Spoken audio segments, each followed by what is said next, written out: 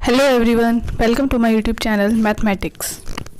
So today is our sixth lecture on linear algebra, which is based on the CSIR NET and GATE mathematics syllabus, and which is also useful for the MSc entrances for different university, IIT JAM, and for BSc and MSc regular classes, as it was a basic course on linear algebra.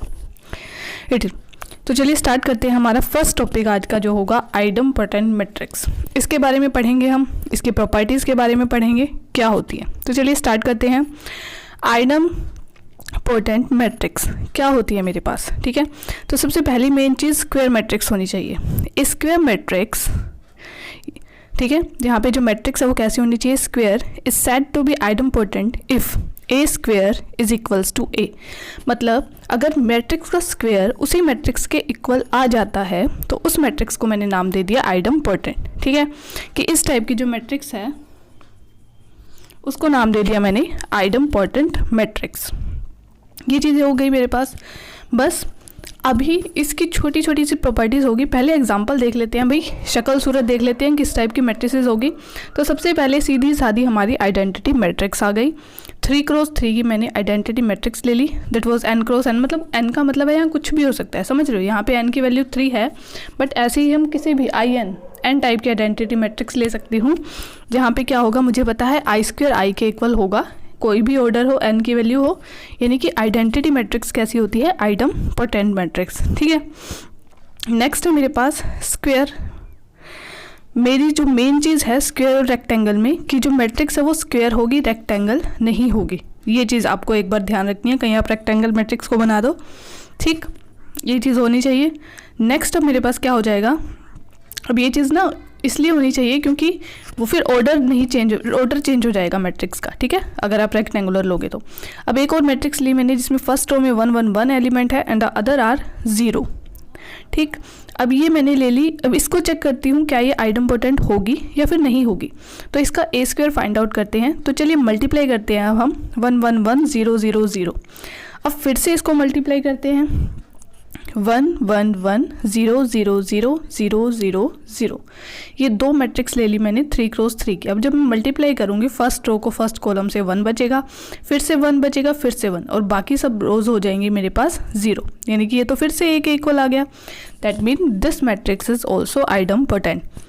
ठीक है. इसी तरह से अगर मैं सिर्फ second row में 1 1 ले लूँ, बाकी सब 0, वो भी आइडमपोटेंट लेगी. थर्ड में ले लूँ, वो भी आइडमपोटेंट होगी. ठीक है. तो ये कुछ एग्जांपल्स हैं, आप खुद भी ट्राई कर सकते हैं. नेक्स्ट एक मेरे पास क्वेश्चन है, हाउ मैनी डायगनल का ध्यान रखना, idempotent matrix of order n are there. कि कितनी मेरे पास मैट्रिसेस बन जाएगी डायगनल ऑर्डर n की. मतलब मेरे पास मुझे चॉइसेस बताओ भाई कितनी बनेगी आइडमपोटेंट मैट्रिसेस की, एक एलिमेंट की कितनी चॉइसेस होगी. तो इसमें मुझे फाइंड आउट करना है how many choices of the entries of matrix are there. कि कितनी चॉइस होगी मेरे पास एक एंट्री. जैसे नॉन ट्रिवियल एंट्रीज निकाली थी ना, वही है ये. ठीक है, जो चेंज होगी वो डिफरेंट होगी. कि कितनी बार हम जितनी चॉइसेस होगी उतनी हम मैट्रिसेस बना सकते हैं, उनको चेंज करके पोजीशन. ठीक, तो देख लेते हैं. सबसे पहले डायगनल ले लिया मुझे मैट्रिक्स, तो ले ली मैंने A is equal to diagonal of A1 A2 and so on to AN. ये मैंने एक मैट्रिक्स ले ली. ठीक है. नेक्स्ट मुझे क्या फाइंड आउट करना है, आइडमपोटेंट होनी चाहिए, यानी कि स्क्वायर भी लेना पड़ेगा मेरे पास. तो अब स्क्वायर किया, डायगनल मैट्रिक्स का स्क्वायर हम डायरेक्टली कर देते हैं, क्योंकि जिसमें देखो नॉन डायगनल के एलिमेंट तो 0 होते हैं. तो 0 का तो स्क्वायर करेंगे तो वो क्या आएगा, 0 ही आएगा ना. ठीक, तो हम इसमें डायरेक्टली सिर्फ और सिर्फ डायगनल एलिमेंट्स का कर देते हैं. पावर जितनी भी निकालनी हो उससे चेंज करेंगे. ठीक है. तो A का स्क्वायर हो जाएगा मेरे पास diagonal of A1² A2² and so on to AN². ये चीज़ हो जाएगी. अब ये दोनों इक्वल है, क्यों, because the matrix is idempotent matrix. तो पुट कर दो, यानी कि हर एक एलिमेंट मेरे पास क्या हो जाएगा, equal. So AI² is equals to AI for all I is equals to 1 to n. Okay, अब ये चीज़ होगी.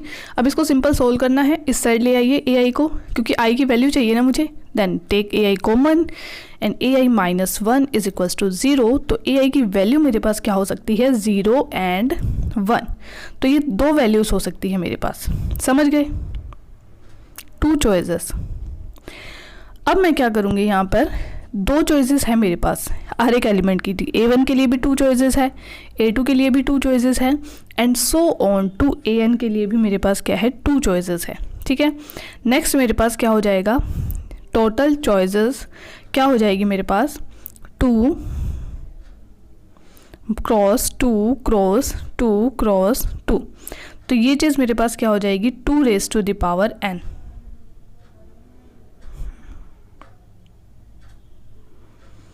ठीक है। तो मेरे पास कितनी मैट्रिसेस बन जाएगी यहाँ पे 2 raise to the power n मैट्रिक्स, 2 raise to the power n matrix बन जाएगी। इसी तरह से अब मैं निकाल सकती हूँ, ठीक है। डायगोनल का ध्यान रखना, ये डायगोनल आइडेम्पोटेंट है, सारी नहीं, ठीक है। अब नेक्स्ट मेरे पास क्या है, मैं देख लेती हूँ अभी कैसी कैसी मैट्रिक्स बनेगी। इसका मतलब चॉइस मेरे पास 0 और 1 है, ठीक है। तो 0 और 1 को इंटरचेंज करके देखती हूँ मैं कितनी सारी मैट्रिसेस बना सकती हूँ। सबसे पहले ले ली मैंने डायगोनल, पहले 0 0 0 0 0 ले लिया, लास्ट एलिमेंट मैंने 1 रख दिया, ये अलग होगी। फिर मैंने क्या किया, कोई और डिफरेंट मैट्रिक्स बना के देखते हैं, पहले 1 ले लिया एंड देन अदर एलिमेंट्स 0 ले लिए। अब इसमें ये चॉइस नहीं है कि 1 एक ही बार होना चाहिए, 1 2 बार होना चाहिए, यहाँ पे मैंने 1 0 1 ले लिया, ऐसे ही आ गया 1 0 1 1 0 1 1 0 1। नेक्स्ट ले लिया मैंने 1 1 0 0 1 1 0 0, मतलब बहुत सारी मैट्रिसेस बना सकती हो। तो इस टाइप की कितनी मैट्रिसेस बनी मेरे पास 2 raise to the power n, कितनी मैट्रिसेस बनी मेरे पास 2 raise to the power n, ठीक है। तो यही चीज़ है मेरे पास।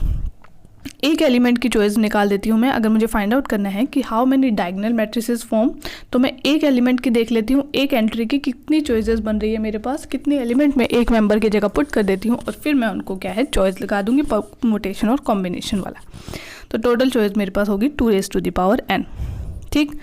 अब यहाँ पर मेरे पास नेक्स्ट है एक और, a matrix of order n with all entries 1 is idempotent or not. ये क्वेश्चन है मेरे पास एक और, कि एक मैट्रिक्स है ऑर्डर n की सारी एंट्रीज क्या है 1 1 1 1 है, तो क्या वो मैट्रिक्स आइडेम्पोटेंट होगी या फिर नहीं होगी, ये चीज़ मुझे चेक करनी है। तो सबसे पहले मैट्रिक्स बना लेते हैं, बेचारी सीधी सादी है, किसी के साथ कोई भेदभाव नहीं करती, सारी की सारी एंट्रीज क्या है 1 है। अब आइडेम्पोटेंट के लिए मुझे ए स्क्वायर निकालना पड़ेगा, तो देखना पड़ेगा कि ये इक्वल है ए के या फिर नहीं है। तो चलिए निकाल लेते हैं। अब हम यहाँ पे क्या हो जाएगा मेरे पास, मल्टीप्लाई करेंगे तो ये n बन जाएगा फर्स्ट रो को फर्स्ट कॉलम से, तो ये सारी की सारी एंट्रीज मेरे पास किसके इक्वल हो जाएगी, n के इक्वल हो जाएगी, n क्रॉस n, ओके। तो ये मैट्रिसेस बन गई, यानी कि ए स्क्वेयर 1 1 1 1 2 इंटू में, मैं बता देती हूँ एक बार कि आपको ये 1 1 कैसे आया, छोटी सी करके। जैसे फर्स्ट रो है, यहाँ पे फर्स्ट रो को फर्स्ट कॉलम से करना, 1 × 1 1 प्लस 1 × 1 1, तो ये आ गया 2।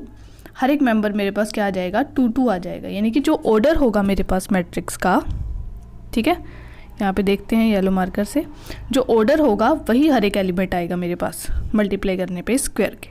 अब यहाँ पे ऑर्डर n है, तो यहाँ पे ईच एंट्री क्या हो जाएगी n के इक्वल हो जाएगी। नेक्स्ट, अब ए स्क्वायर किसके इक्वल हो गया, अब n में यहाँ से कॉमन भी तो ले सकती हूँ, n को कॉमन ले लिया तो बचा क्या 1 1 1 एंड सो ऑन टू 1। अब ये मैट्रिक्स कौन सी है, जानी पहचानी सी लग रही है कि नहीं, ऊपर वाली a ही तो है ये। सो ए स्क्वायर यहाँ पे किसके इक्वल हो गया, a के इक्वल हो गया, तो n × a, ठीक है। ये चीज़ हो गई मेरे पास।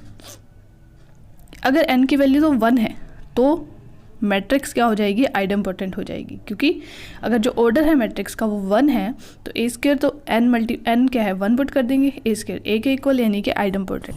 यानी कि जो इस टाइप के मैट्रिक्स है 1 1 1 वाली, वो सिर्फ तभी आइडेम्पोटेंट होगी अगर n की वैल्यू 1 है, अदरवाइज नहीं होगी।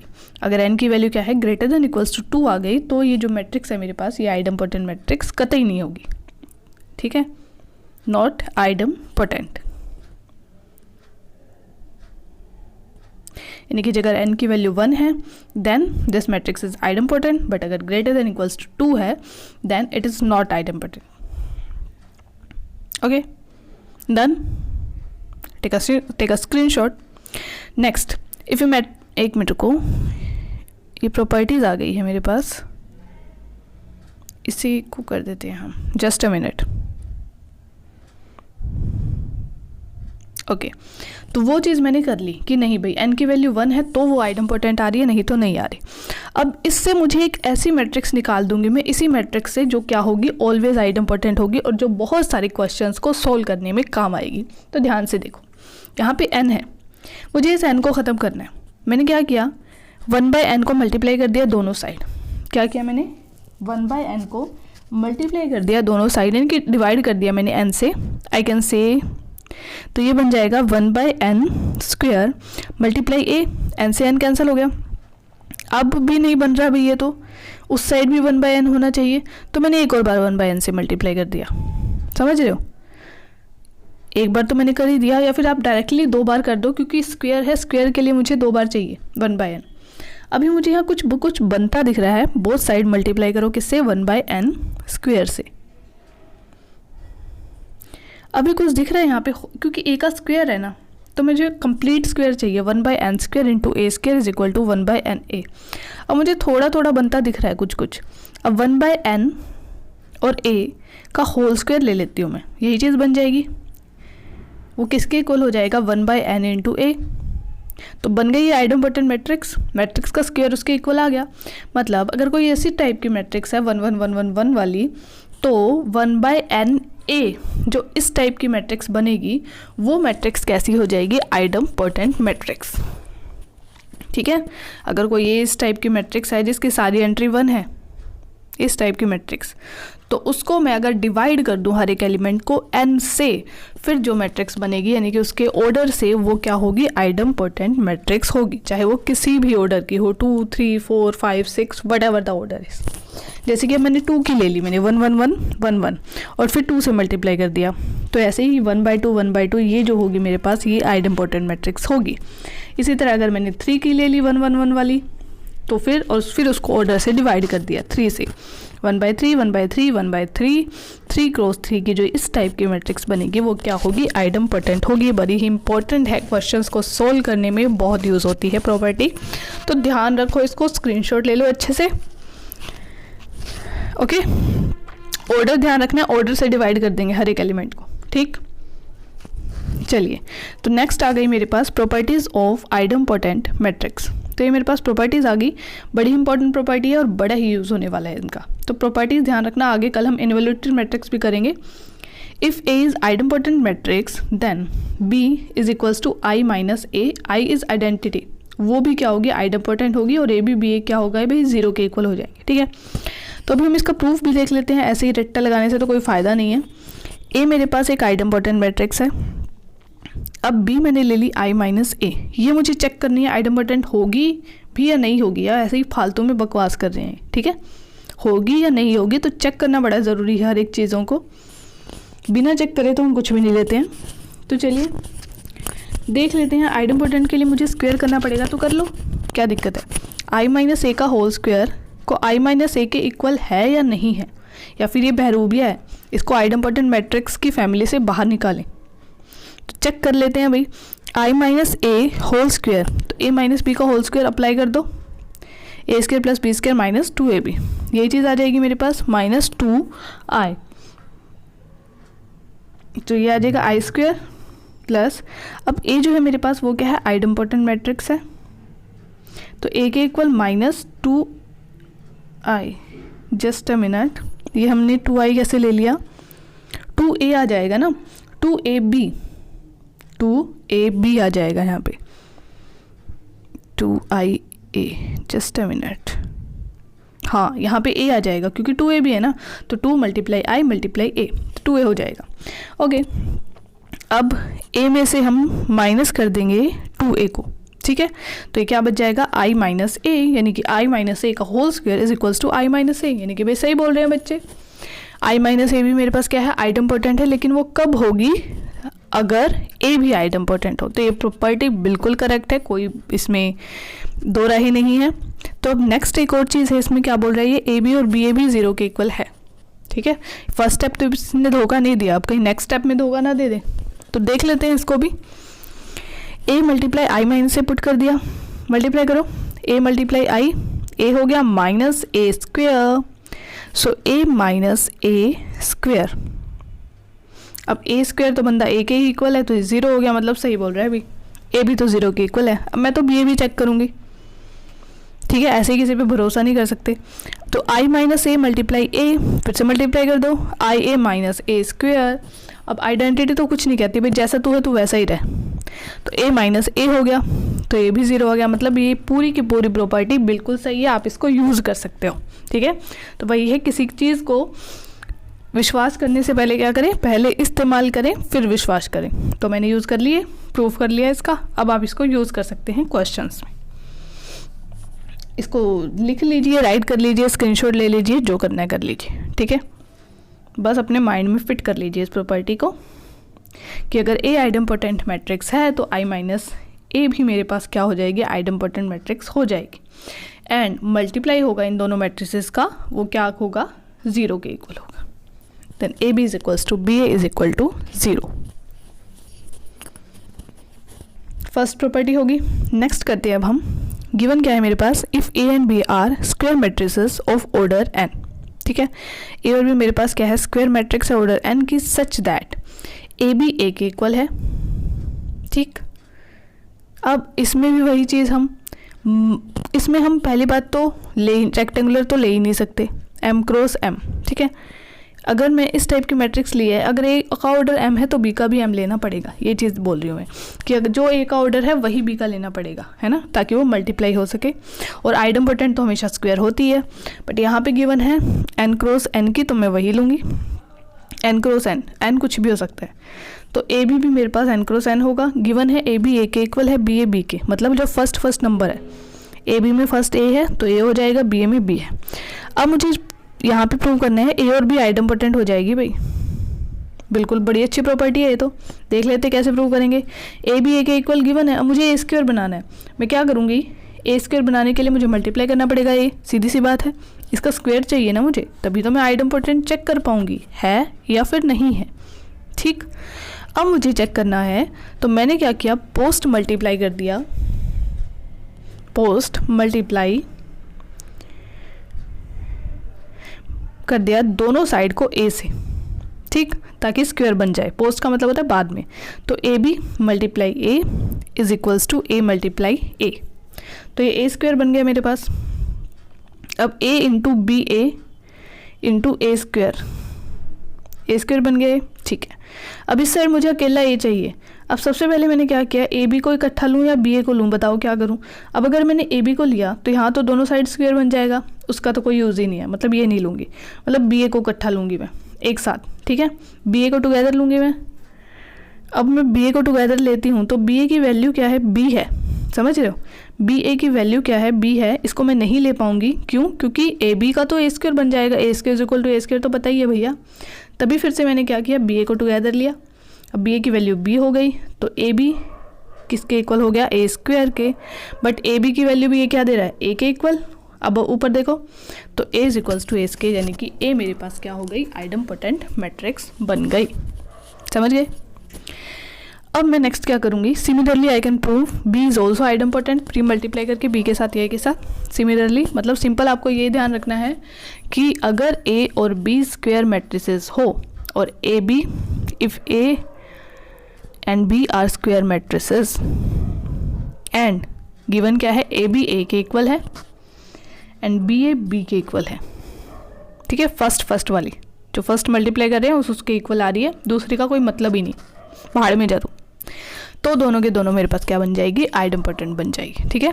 अब इसको भी फिट कर लो माइंड में, सेकंड प्रॉपर्टी को, ये भी बहुत यूज़ आने वाली है। नेक्स्ट इज थर्ड प्रॉपर्टी है मेरे पास, if A and B are idempotent matrices which commute with each other, ठीक, ये बड़ी ही इंपॉर्टेंट है, पुल का काम करेगी।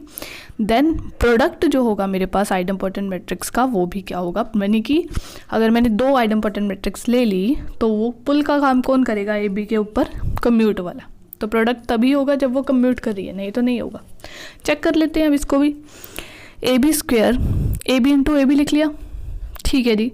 अब अगर ये कम्यूट नहीं कर रही, पहले तो देख लेती हूँ कि नॉट कम्यूट में तो मेरे को कोई रास्ता दिख ही नहीं रहा है इसको ए बी बनाने का, कोई दिख रहा है रास्ता, कोई दिख ही नहीं रहा, मतलब ये हो भी सकती है, नहीं भी, मैं कुछ नहीं कह सकती इसके बारे में, तो क्रॉस मार्क लगा दो भाई, कुछ नहीं है, नॉट पॉसिबल, कुछ कंपलसरी नहीं है, हो भी सकती है, कहीं तुक्का लग जाए तो, अदरवाइज़ नहीं भी हो सकती, बट कंपलसरी चाहिए मुझे तो कि भाई होगी ही होगी। तो मैं लेती हूँ इसकी प्रॉपर्टी कि अगर ए और बी कम्यूट करे, यानी कि A B is equals to B A के इक्वल हो, तो क्या प्रोडक्ट दो आइडम्पोर्टेंट मैट्रिक्स का इक्वल होगा। तो देख लेते हैं यहाँ पे ए इंटू बी ए बी, तो यहाँ पे ए और बी को मैं ऐसे ही रखती हूँ, बीच वाले को मैं उल्टा सीधा कर देती हूँ, कम्यूट कर देती हूँ, ठीक है। तो ए को ए के साथ चला जाएगा, बी बी के साथ, तो कर दिया मैंने ए बी बी, समझ गए। तो इसको ए बी बना दिया मैंने, देन ये बन गया A square is equals to B square, but A और बी तो आइडम्पोर्टेंट गिवन है ऊपर, तो पुट कर दो भी वैल्यू आइडम्पोर्टेंट की, तो ये हो गया A multiply B is equals to A B. साथ के साथ नोट्स बनाते जाओ। ए बी का स्क्वायर किसके इक्वल आ गया मेरे पास, ए बी के इक्वल। तो हो गई भी product of the two matrices is also idempotent. वो कब होगी, इफ़ एंड ओनली इफ़ वो क्या करेंगे, कम्यूट। नहीं, इफ़ एंड ओनली इफ वाला नहीं होगा अभी, अगर वो कर रहे हैं तो कुछ भी हो सकता है, नॉन कम्यूट में भी कर सकते हैं, बट कभी कभार कुछ भी हो सकता है, बट अगर कम्यूट कर रहे हैं तो पक्का ही होगा प्रोडक्ट, ठीक। अब नेक्स्ट प्लस की, अब जब मल्टीप्लाई ने पूछ लिया कि मेरा प्रोडक्ट होगा तो प्लस के पीछे रहे, प्लस तो सबसे इंपॉर्टेंट है। देख लो ए प्लस बी कब होगा, जब A B is equal to B A zero. अब इसकी कंडीशन को मैं तीन टाइप से लिख सकती हूँ, तीनों टाइप सेम है। इसको मैं लिख सकती हूँ अगर A B plus B A zero के इक्वल होगा, ठीक है, ये सेकंड चीज़ है। एक और चीज़ मैं लिख सकती हूँ अगर ए और बी क्या करे, एंटी कम्यूट करे। अब कम्यूट तो मैंने पढ़ लिया, ये एंटी कम्यूट क्या है वही पिछले लेक्चर देख लो, समझ में आ जाएगा। एंटी कम्यूट में नेगेटिव आ जाता है मेरे पास। एंटी कम्यूट क्या होता है, A B is equal to minus B A. इसमें जो एंटी है ना, नेगेटिव, ये बड़ा हमारे दिल में आ जाता है, ठीक है, बट आजकल तो उल्टा ही चल रहा है। चलिए, ए बी प्लस बी ए यहाँ पे जीरो के इक्वल, यानी कि ये तो बिल्कुल सेम वैसा ही है जो सेकंड वाला है मेरे पास। अब अगर ए बी और बी ए ज़ीरो हो गए तो ये ज़ीरो प्लस ज़ीरो ज़ीरो, यानी कि तीनों के तीनों क्या है, सेम है, बिल्कुल सिमिलर है, ठीक है, कोई फ़र्क नहीं है इनमें, एक ही चीज़ को उलट फुलट करके दे रखा है यहाँ पे। तो हम हमारी प्रॉपर्टी के अकॉर्डिंग चलते हैं। अब हम चेक करते हैं ए प्लस बी का होल स्क्वायर आइडम्पोर्टेंट होगा या नहीं। तो फॉर्मूला लगा दो, A square plus B square plus A B plus B A. सबसे पहली चीज़ ये मैट्रिक्स है, इसमें आप टू ए भी नहीं ले सकते, ठीक है, नंबर्स नहीं है, ये मैट्रिक्स है। मैट्रिक्स ए बी और बी इक्वल नहीं होती है, अगर वो कम्प्यूट करे तभी होगी, बट गिवन है यहाँ पे A B plus B A zero है, क्योंकि ए बी और बी ए ज़ीरो हो गए ना, तो यहाँ पे ए प्लस बी हो गया, पुट कर दी वैल्यू कम्यूट की, तो ये तो ए प्लस बी कम्यूट कर गया। अब ये इफ़ एंड ओनली इफ वाली होती है, ये चीज़ समझ लो, ठीक है। इसमें वो तभी कम्यूट करेंगे ए प्लस बी अगर जो ए बी और बी ए क्या होगा, ज़ीरो होगा, और ए बी और बी ए ज़ीरो है तभी ए प्लस बी होगा। ये इफ़ एंड ओनली इफ वाली कंडीशन है, लेकिन जो मल्टीप्लाई वाली थी वो इफ़ एंड ओनली वाली इफ वाली नहीं थी, ठीक। अब फिफ्थ प्रॉपर्टी आ गई मेरे पास, इसके बाद सिर्फ एक लास्ट पेंडिंग होगी। If A is idempotent matrix, then A raised to power k is equals to A for all k belongs to natural number। ये तो बड़ी सिंपल सी है, कुछ नहीं है। A स्क्वायर A के इक्वल है, A क्यूब को मल्टीप्लाई कर दो, पोस्ट मल्टीप्लाई दोनों साइड, तो एक साइड बन जाएगा A cube is equal to A square. अब ए स्क्वायर तो है ही भाई ए के इक्वल, गिवन है आइडम्पोर्टेंट, तो ए की क्यूब किसके इक्वल आ जाएगा, ए। अब एक और बार अगर मैं ए को मल्टीप्लाई कर दूंगी यहाँ पे, फिर ए रेस्ट पावर 4 भी ए के इक्वल हो जाएगा। एक और बार करूँगी तो ए रेस्ट पावर 5 भी ए के इक्वल, यानी कि कुछ भी वैल्यू ले लो नेचुरल नंबर की, ए रेस्ट टू द पावर के जो है वो हमेशा ए के इक्वल होगा फॉर ऑल के बिलोंग्स टू नेचुरल नंबर। लेकिन कब होगा, व्हेन ए इज आइडम्पोर्टेंट मैट्रिक्स, ठीक। तो ये तो बड़ी सिंपल सी थी, इसमें तो कुछ ज़्यादा था ही नहीं झंड। सिक्स लेते हैं, वो बड़ी इंपॉर्टेंट है और थोड़ी सी टेढ़ी है, थोड़ी सी, ज़्यादा नहीं, थोड़ी सी। देखो एक बार इसको अच्छे से रीड करते हैं, ये पावर्स निकालने में यूज़ होती है। If A is idempotent matrix and K and N belong to complex number, then K I plus L A raise to the power N is equals to K raise to power N I plus K plus L की power N minus K raise to power N into A. A क्या होगी मेरे पास, आइडम्पोर्टेंट matrix होगी। तो इसको भी मैं ऐसे ही यूज़ नहीं करूँगी, पहले इसका प्रूफ देख लेते हैं कि ये सही बोल रहा है या गलत बोल रहा है, फिर ये अप्लाई करूँगी मैं, ठीक। तो देख लो एक बार अप्लाई कर लेते हैं। K I plus L A raise to the power N किसके इक्वल होगा मेरे पास,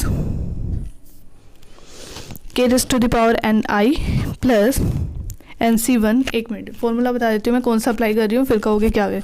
कुछ नहीं है, a+b⁴n वही टेलर सीरीज। NC0 होता है, जो फर्स्ट टर्म होती है उसकी पावर डिक्रीज होती है, सेकंड टर्म की 0 से इंक्रीज होती जाती है, ठीक है। तो ये वाला फॉर्मूला अप्लाई कर रही हूँ, a⁻n - 1 × b and so on to this. a की पावर डिक्रीज होती जाएगी और b की इंक्रीज। लास्ट में बचेगा NCn, a की पावर 0 बच जाएगी एंड b⁻n। ये अप्लाई कर रही हूँ मैं। यहाँ पे a की जगह ki और b की जगह la पुट कर दो। ध्यान से देखना, अब i² तो भाई i ही होता है ना, क्योंकि i को तो कितनी बार मल्टीप्लाई करो वही रहेगा। बट हमारे पास यहाँ पे क्या है, k⁻n × l। एक मिनट, l आएगा यहाँ पे क्योंकि a भी तो है, ठीक है। NC1 k⁻n - 1 × l a है a, ठीक है। i का तो कोई फ़र्क नहीं है, किसी से मल्टीप्लाई कर लो वो सेम रहता है, तो हम लिखेंगे नहीं फालतू की चीज़। l² × a² plus NC1 l⁻n × a⁻n। ये बन गया मेरे पास। अब नीचे वाले को हम इरेज कर देते हैं। चलिए अब इसको ही आगे देखते हैं। अब a आइडम्पोटेंट है मुझे पता है, अब पीछे ही मैं करके आई हूँ कि a की पावर कुछ भी हो वो a ही होएगा। तो यहाँ पे देखो ये a⁻⁴ जितनी भी है ये सब a के ही इक्वल है ना, तो इस a को मैं बाहर निकाल लेती हूँ कॉमन, सीधी सी बात। बीच में बेचारा फंस गया है, इसको बाहर निकाल देना, ठीक है। अब बाकी बची NC1 k⁻n - 1 × l, a को बाहर निकाल लिया, ठीक है। NC2 k⁻n - 2 × l², a² a के इक्वल है, उसको पहले हम बाहर निकाल चुके हैं, ठीक। अब यहाँ लिख देती हूँ मैं एक बार तुम्हारे लिए k⁻n a के इक्वल है, ठीक है, फॉर ऑल n।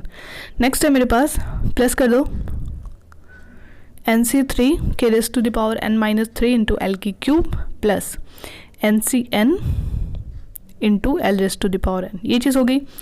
अब k⁻n i + a, ठीक है। अब इसका कुछ बन रहा है, ये भी मुझे वही सेम चीज़ दिख रही है। देखो NC1 से लेके NCn तक तो सारी टर्म सेम है, एक डिक्रीज़ हो रही है एक इंक्रीज़ हो रही है, बट NC0 वाली टर्म्स नहीं है इसमें, समझ रहे हो।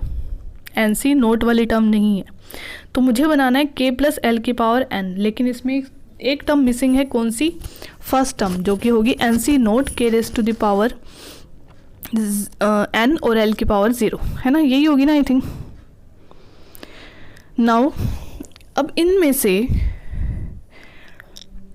एक जो टर्म है मेरे पास NC0 k⁻n और l की पावर 0, ये वाली टर्म मिसिंग है। मिसिंग है कि नहीं, मिसिंग है ना, क्योंकि l की पावर 0 लेंगे तो वो तो 1 ही बन जाएगा। तो मैं क्या करूँगी, इस टर्म को, एक टर्म को, अगर एक चीज़ को मैं प्लस कर दूँ उसी चीज़ को माइनस कर दूँ, कोई फ़र्क नहीं पड़ेगा। 1 को प्लस कर दूँ किसी टर्म में, 1 को माइनस, कोई फ़र्क नहीं। अब जो प्लस वाली है उसको मैं इसकी फैमिली में ले आई, k + l का पूरा बनाना है ना मेरे को, तो k⁻n को मैंने इसमें मिक्स कर दिया और माइनस वाला बेचारा अकेला बिठा दिया। तो ये बन गया सेम फॉर्मूला कि नहीं, बन गया ना। बस तो फिर अभी मुझे सिर्फ और सिर्फ ये फॉर्मूला ध्यान रखना है और फिर मुझे अप्लाई करना है, ठीक है। तो अब मैं यहीं पे अप्लाई करूँगी इस क्वेश्चन में, आपको डायरेक्ट दिखाती हूँ कि फॉर्मूला कैसे अप्लाई करते हैं। तो इसमें मुझे फाइंड करना है a⁻m, मतलब m कुछ भी ले लो, a⁻n भी ले सकते हो आप, कुछ भी ले सकते हो, ठीक है। तो वो आपकी मर्ज़ी है, कुछ मर्जी लो, कुछ भी हो सकती है m या n की वैल्यू। n × n की मैट्रिक्स है, बट डिफ्रेंशिएट करने के लिए मैंने m ले लिया। अब इसमें दिख रहा है सारी की सारी एंट्रीज जो है वो क्या है, 1 है, दिख रही है ना साफ साफ, मोस्टली 1 है। तो इसी टाइप की कोई मैट्रिक्स थी मेरे पास, पीछे मैंने की थी 1 1 1 1 हो, उसको आइडम्पोटेंट में बना सकती हूँ ना, उसके ऑर्डर से मल्टीप्लाई करके हर टर्म को 1/n 1/n 1/n बन जाएगी। तो ठीक है, तो सबसे पहले तो ये जो 2 है ना, ये पंगा कर रहा है। यहाँ पे मुझे 1 चाहिए, आइडम्पोटेंट बनाने के लिए मुझे क्या चाहिए, 1 चाहिए, तो ये 1 एक्स्ट्रा है। तो इसको थोड़ा पहले तो अलग सा करके डाइट कर देते हैं, ताकि मुझे इसको अलग निकालने में आसानी हो। 1 + 1 राइट कर दिया, बाकी सबको सेम। डायगोनल एलिमेंट को मैंने क्या लिख दिया, 1 + 1 लिख दिया। राइट कर सकती हूँ, कोई पंगा नहीं है इसमें, तो ठीक है, कर दिया, करो भैया आगे भी। नेक्स्ट मैंने फिर ले लिया n × n, ये मैट्रिक्स हो गई। अब मैंने क्या किया, 1 को अलग कर दिया, दिखाया तभी था, बेचारे को अलग ही करना था। अब आइडेंटिटी ले लिया, आइडेंटिटी का कोई फ़र्क ही नहीं है कि 1 1 1 1 ले लिया, बाकी सब जगह 0 0, ठीक है। अब बच गया मेरे पास 1 1 1 1 मैट्रिक्स। राइट कर देते हैं, n क्रॉस n बन जाएगी ये, डैश डैश डैश का मतलब है भाई n तक चले जा रहे हैं, चले जा रहे हैं, चले जा रहे हैं। अब नेक्स्ट मैं कर देती हूँ, आइडम्पोटेंट बनानी है तो ऑब्वियसली n से मल्टीप्लाई करना पड़ेगा, जितना ऑर्डर है मुझे उससे मल्टीप्लाई करते हैं मुझे, तो मुझे ये बनानी है।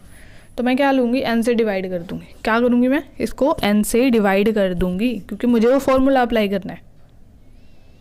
तो डिवाइड कर दो n से। अब करते हैं हम नेक्स्ट, ये वाला फॉर्मूला अप्लाई करना है। तो यहाँ पे आई तो हो गया मेरे पास, ए निकालना है मुझे, आइडम्पोटेंट मैट्रिक्स। तो मैं लेके आती हूँ यहाँ पे आइडम्पोटेंट मैट्रिक्स, जस्ट अ मिनट, यहाँ पे तो स्पेस नहीं है। नेक्स्ट, ओके, 1 इंटू आई हो गया, प्लस n कॉमन ले लिया, बचा क्या, 1 1 1 1 by n, sorry 1 by n to 1 by n and so on to 1 by n।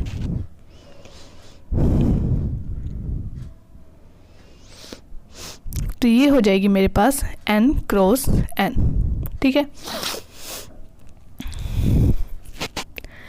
अब मेरे पास क्या हो गया, K I plus L A raise to the power n, K raise to power n I plus K plus L raise to power n minus K raise to the power n into A, ये formula है बस। अभी यहाँ पे मैं ना एक compare कर लेती हूँ दोनों चीज़ों, के की वैल्यू आई है, दिख रहा है ना फर्स्ट, ठीक है। n की वैल्यू तो 1 ही है भाई, वो तो आप ऑर्डर के अकॉर्डिंग कुछ भी ले सकते हो, आई एन हो जाएगा।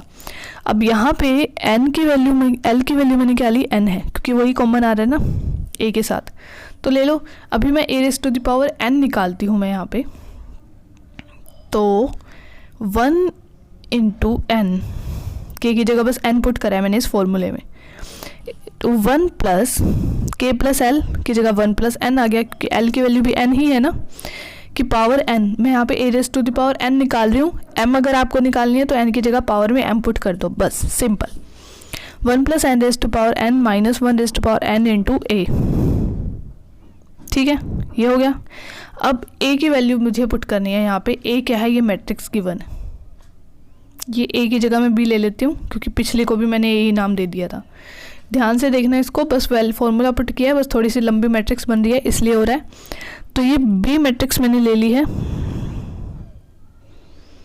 तो बस इसमें करना कुछ नहीं है। ये जो 1 है ये हो जाएगा डायगोनल एलिमेंट के प्लस में, क्यों, क्योंकि जो आइडेंटिटी एलिमेंट होती है उसके डायगोनल एलिमेंट 1 1 होते हैं और बाकी सब 0, बाकी सब में 1 नहीं होगा, सिर्फ और सिर्फ ये होगा, यानी कि n डिवाइड में आ जाएगा, सिर्फ और सिर्फ क्या होगा, n डिवाइड में आ जाएगा। तो n प्लस 1 की power n minus 1 by n, ठीक, n plus 1 raise to power m minus 1 by n, ये क्या m नहीं, पावर n लेनी है आपको, ठीक है। ये ध्यान रख लेना, इसमें सिर्फ यही हो रही है, a raise to the power m निकालनी है मुझे तो पावर हर जगह m ले लो, लेकिन अगर a raise to the power n निकालनी है तो पावर n ले लो, बस सिंपल। पावर का यही फंडा है, जिसकी जितनी भी पावर निकालनी है मुझे उतनी पावर ले लो, ठीक है। डायगोनल एलिमेंट में 1 एक्स्ट्रा आ रहा है, क्यों, क्योंकि यहाँ पे आइडेंटिटी प्लस में हो रही है, समझ रहे हो, और बाकी सब में सेम। तो मैं एक सिंपल सा एक खिचड़ी छोड़ के डायगोनल और नॉन डायगोनल एलिमेंट बता देती हूँ। A raise to the power n के क्या हो जाएंगे, 1 प्लस n प्लस 1 की power n minus 1 by n, और नॉन डायगोनल में 1 नहीं आएगा प्लस में, क्योंकि आइडेंटिटी के जो नॉन डायगोनल एलिमेंट होते हैं वो 0 होते हैं, तो ये नॉन डायगोनल एलिमेंट आ जाएगा n प्लस 1 की power n minus 1 by n। ये हो गया मेरे पास A raise to the power n, but मुझे निकालना तो था यहाँ A raise to the power m था भी यहाँ पे, तो कोई बात नहीं, वो कोई चक्कर नहीं है, बस पावर चेंज हो जाएगी, ठीक है, तो मैंने आपको पहले ही बताया।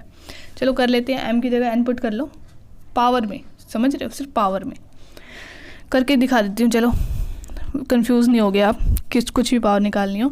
अगर मैं m लेनी है तो बस n की जगह m पुट कर दो पावर में, सिर्फ और सिर्फ पावर में, पावर चेंज होगी। तो यहाँ पे डायगोनल एलिमेंट बन जाएंगे 1 plus n plus 1 raise to the power m minus 1 by n, और नॉन डायगोनल एलिमेंट्स मेरे पास क्या हो जाएंगे, n plus 1 raise to the power m minus 1 by n, ठीक है, समझ गए, ये चीज़ आएगी बस मेरे पास, और कुछ नहीं आएगा। ये raise to the power m हो गया, ठीक है, क्वेश्चन कंप्लीट हो गया। मतलब सिंपल वो फॉर्मूला अप्लाई करना है, आइडम्पोटेंट मैट्रिक्स बना लो और फिर उसको सेपरेट कर लो, ये पावर्स के अकॉर्डिंग आप देख लेना, ठीक है। जो भी पावर होगी उसके अकॉर्डिंग हो जाएगी। तो चलिए हमारा आज का ख़त्म होता है। Like share and subscribe my channel. तो आपको अगर वीडियो अच्छी लगी हो तो प्लीज़ सब्सक्राइब करो। आपको अगर सिर्फ और सिर्फ शॉर्टकट मेथड चाहिए, आपको प्रूफ भी चाहिए साथ में, तो कमेंट्स में बताओ कि अगर आपको सिर्फ हाँ शॉर्टकट चाहिए मुझे तो CSIR नेट के लिए, तो ठीक है हम वो कर लेंगे, लेकिन प्रूफ भी चाहिए तो वो कर लेंगे। चलिए थैंक यू सो मच।